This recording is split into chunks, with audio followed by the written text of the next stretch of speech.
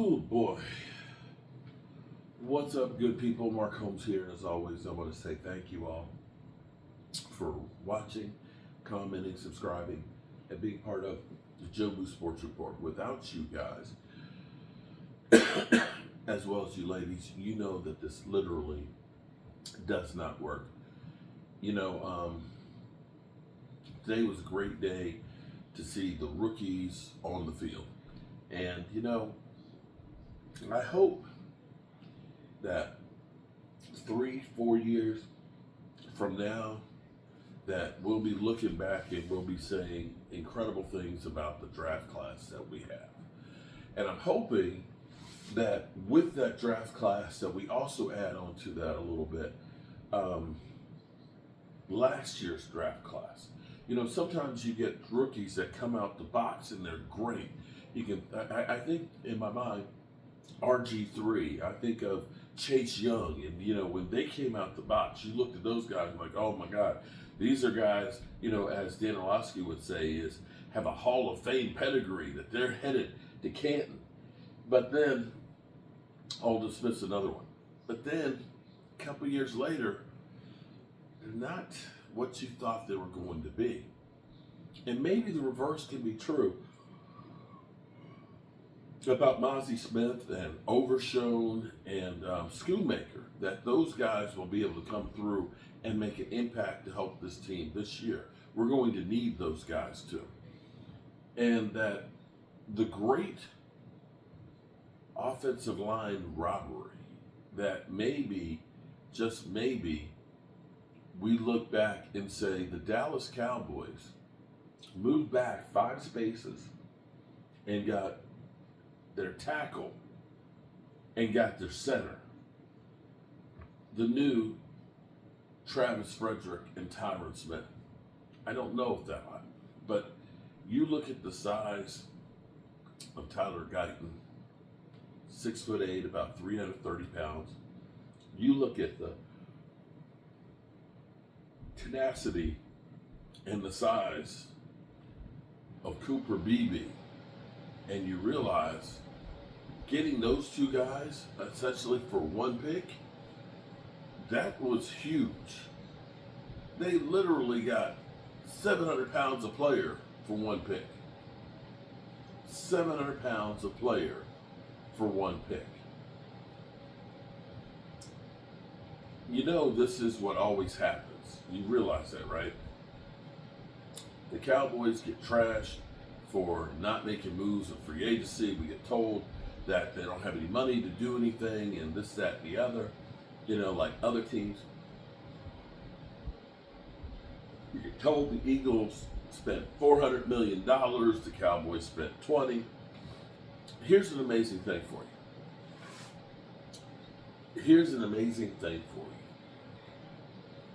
Technically, the Cowboys don't have to do any contracts this year. They honestly don't. As much as they've been trashed, here's the thing. Do you know what Tyler Guyton's cap number is for this year? Do you?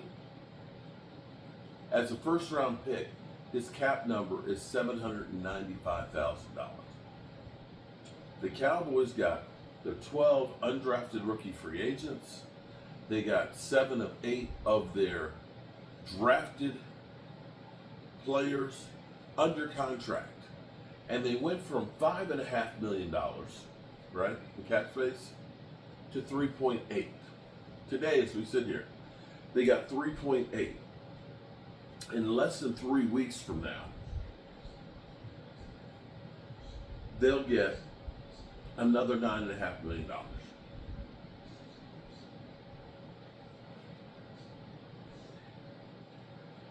They'll have $14 million. $13.8 million of cap space.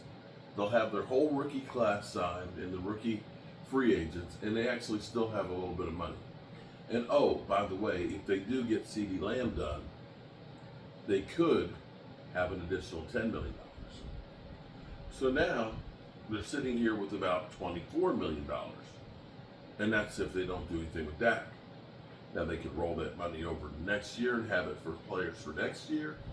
Or they could use that to take care of some other business, maybe bring in some other players. Maybe bring back a Stephon Gilmore and things. And that's what I said is, with Stephon Gilmore, I always looked at it and said, he's got a shoulder injury, he's going to take a couple months for that to heal, that the Cowboys will let that heal and things, and wait for Michael Gallup's money to come free. And that's a possibility. Now, he's looking for 2 years. The Cowboys like to do the 1 year stuff. Now, it's funny because there is perception and then there's reality. Somebody commented on my live stream tonight and said, "Oh my God, we have so many 1 year deals, it's crazy."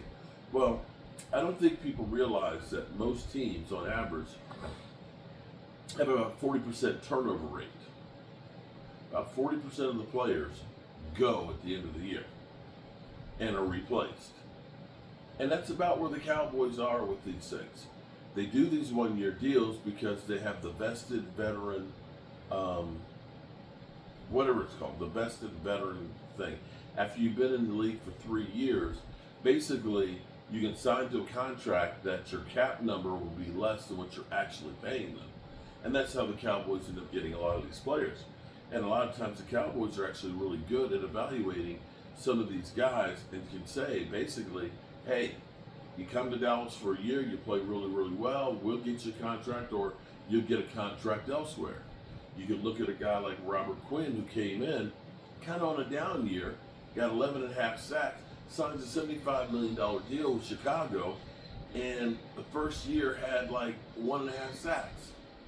So you can look at a guy like Randall Cobb, who was around 400 yards when he came to Dallas. Got 800 and some odd yards with Dak Prescott, goes to the Texans, signs a $25 million deal. So it's not necessarily a bad thing for a player because you can go to Dallas, you can get seen, you can go on to your next gig after that. You might not get a ring, but you can kind of rehab your career. And you have to say that the Cowboys actually have done a lot with less money. Now, the thing could be is they could actually, when other teams don't have a whole lot of money to spend and have filled out their roster as teams are letting go players, that they could become a player to bring in some more guys. But if you're sitting here looking at the offensive line right now and you say Cooper Beebe, you talk about Brock Hoffman that's there, you end up looking at Guyton, as well as some of the other guys that we have, and all of a sudden you start looking and saying, we look like we have some starters that may have some growing pains, but we also look and say we might have more depth than we've had in a while. Think about a few years ago when Tyron Smith went down. We took a rookie in Tyler Smith, put him at tackle. We had to sign an old-ass Jason Peters and bring him in here, along with, I'm trying to remember who, was it Josh Ball? And then Josh Ball got hurt. We were literally just trying to scramble to put anybody in at left guard. Now all of a sudden you may actually have some depth.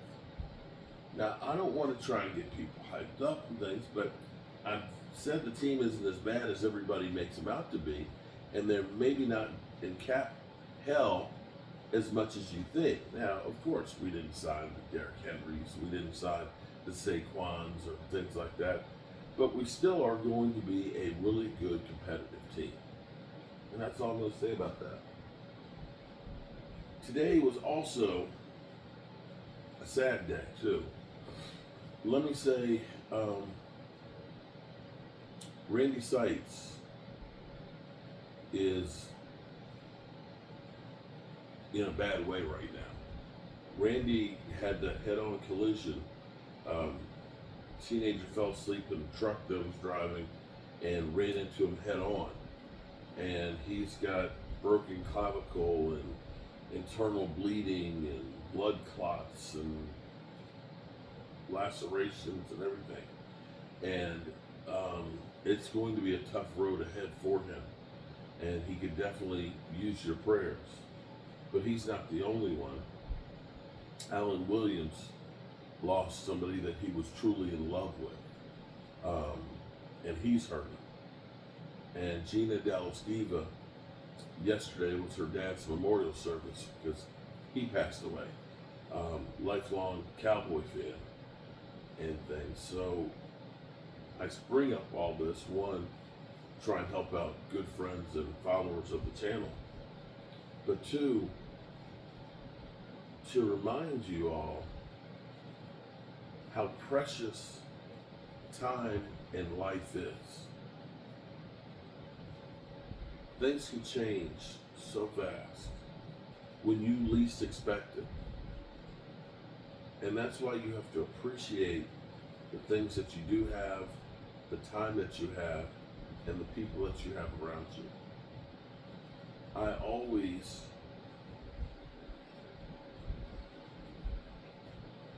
I'm 58 years old.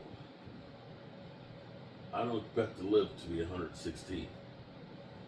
So therefore, I know I got a lot more days behind me than I have in front of me. And I always try and make the most of every one of them. And I try and let everybody know how I feel about them. And I wish for you guys to do the same. Keep them in your prayers, everybody. And I appreciate you all, as always. And God willing, we'll all see each other tomorrow. Peace out.